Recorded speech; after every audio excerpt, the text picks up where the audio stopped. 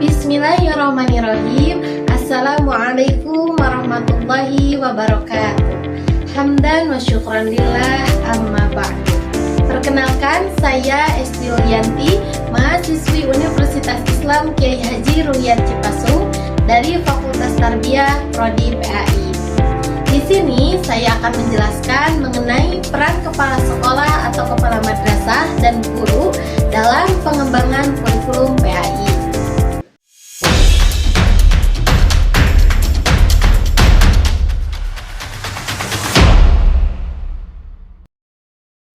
Pendidikan agama Islam atau PAI memiliki peran penting dalam membentuk peserta didik yang beriman, bertakwa, dan berakhlak mulia.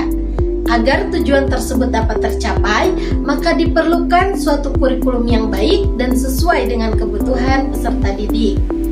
Nah, dalam pengembangan kurikulum PAI ini terdapat dua tokoh utama yang memiliki peran penting, yaitu kepala sekolah atau kepala madrasah dan juga guru.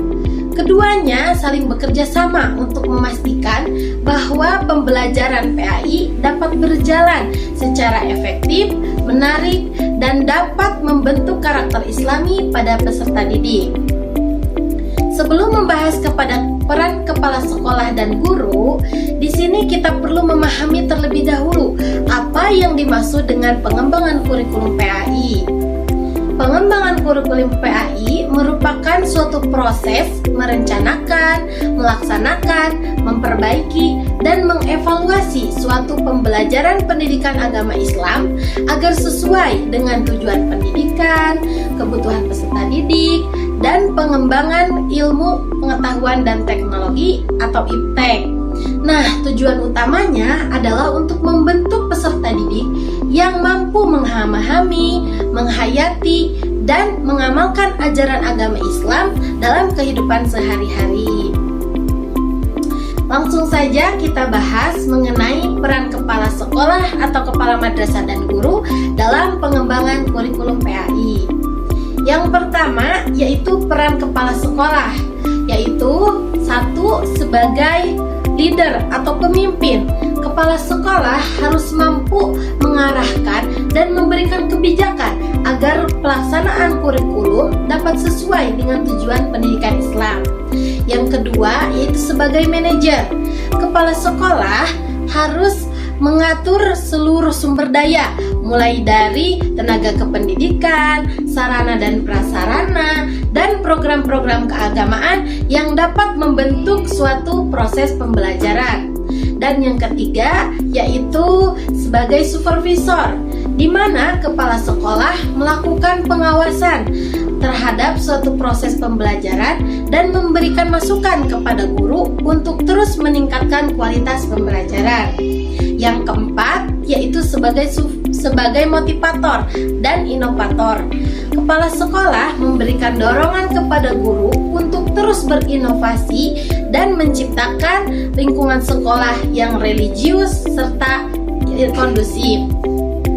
Yang selanjutnya yaitu peran seorang guru dalam pengembangan kurikulum PAI.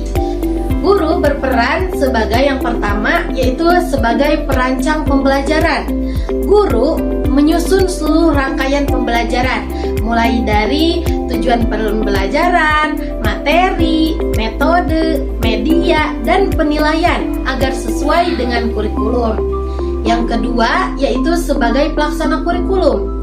Guru memberikan materi PAI dengan berbagai metode yang menarik agar peserta didik dapat lebih mudah memahami pembelajaran.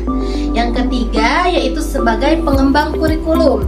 Di sini guru dapat memberikan masukan dan melakukan penyesuaian terhadap sesuai kebutuhan peserta didik.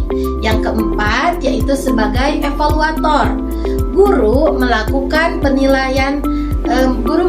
penilaian hasil belajar siswa, mulai dari aspek pengetahuan, keterampilan, sikap, dan akhlak.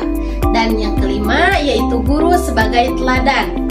Dalam pendidikan Islam, guru tidak hanya mengajarkan ilmu atau mentransfer ilmu saja, tetapi guru harus mampu menjadi contoh dan teladan yang baik bagi peserta didiknya, baik dari segi perilaku dan juga sikap.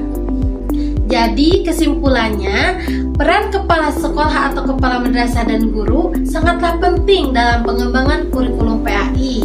Karena dengan adanya kepala sekolah atau kepala madrasah, yaitu berperan menjadi penggerak utama dalam pelaksanaan kurikulum di sekolah. Sedangkan dengan adanya guru, yaitu berperan menjadi pelaksana utama dalam pelaksanaan kurikulum di kelas. Berhasil atau tidaknya suatu kurikulum sangatlah dipengaruhi oleh adanya peran seorang kepala sekolah atau kepala madrasah dan juga peran seorang guru. Sekian yang dapat saya sampaikan, mudah-mudahan ada manfaatnya. Wallahul muwaffiq ila aqwamit thoriq. Wassalamualaikum warahmatullahi wabarakatuh.